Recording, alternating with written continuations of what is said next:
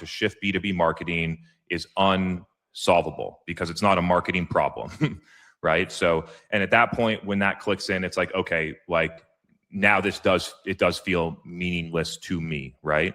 It's amazing that the company's going on. I wish them all the success in the world. They're going to do a lot of great stuff. But at my level of vision and what I wanted to accomplish, you get far enough down a road and you say, this road's not leading anywhere the way that I want to go anymore.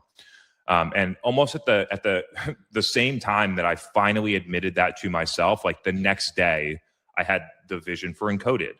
And it was literally like the ability to finally detach from this one and just admit it to myself. And then this one was literally the next day. Can I push you on one thing? Yeah. Which is like, please. What do you think? Because I think people will find this so interesting, because that's a big move and then a very quick turnaround. So my question is like, what is the cost to you for not taking that leap? Meaning, I suppose, who does Chris Walker become if he stayed within B2B marketing for another decade? So I would say that who knows, right? Like who really know? I probably could have built a great life running that business, right? I don't think that it's like a, die or succeed. I don't view it that way. But the way that I look at it is that the ability to simply access that level of vision for a new business it's a capacity, it's a skill to be able to do that, that I haven't always had.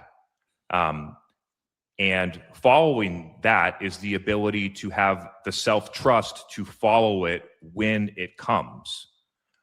And so if I had that vision 2 years ago, I would have said, this business is doing all right. Like I have my whole brand and my whole life wrapped up in B2B marketing. I can't leave this, right? So it's like when you're ready, it's there, right? Like I think that's the best way to say it. And so I didn't aim for, if you asked me what I was going to be doing 5 years ago, I would have never said this, right? But I've developed a level of self-trust and adaptability and things like that to just fully trust myself, believe in my vision, and go for it. And so, a big part of it, a huge part of it, is not caring what other people think. And it's a stereotypical thing to say. And it's not, you don't choose that I'm just not going to care what people think. It's a literal rewiring of the way that your mind works in order to do that, to facilitate self-trust, creativity, other things like that.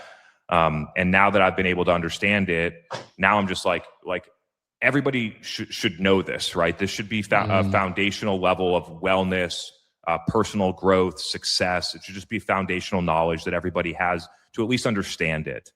And so that's where we're at now. I think a lot of people, like majority, I don't know, I'm going to throw out a percentage, but like 90% of people get validation externally, right? Validation from what others think, validation from, what your perspective of your own personal success looks like. And I think what you're saying is like actually rewiring that and becoming internal and finding the internal motivator is way more powerful. And then when I transitioned out of my last company, I vividly remember what you're talking about, but I would call it like numb and unable to think and clouded for 3 months. And I've never been like that, right?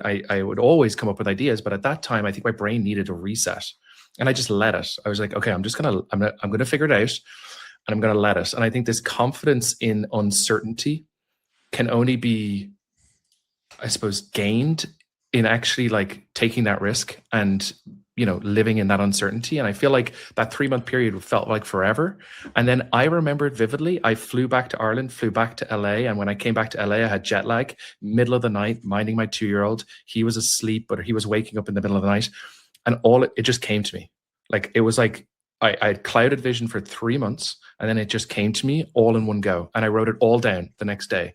And it took me an hour to basically jot down the initial, like, here's what I was thinking. But it was already written in my head. Like, I wrote it because I was awake for 2 hours. I was just writing it in my head.